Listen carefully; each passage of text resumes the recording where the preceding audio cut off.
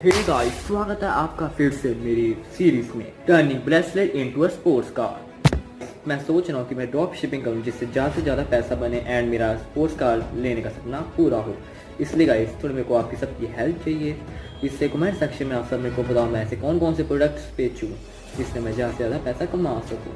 तो अगर आपको देखना है कि मैं स्पोर्ट्स कार ले पाता हूँ आगे जाके या नहीं, तो मेरे चैनल को सब्सक्राइब कर दीजिए एंड इस शॉर्ट को लाइक कीजिए एंड ज़्यादा से ज़्यादा अपने दोस्तों को शेयर कीजिए, क्योंकि वो भी अपने अपने अलग अलग तरह के आइडिया दे सके प्रोडक्ट बेचने के लिए। Thank you guys, thank you for watching this short, bye.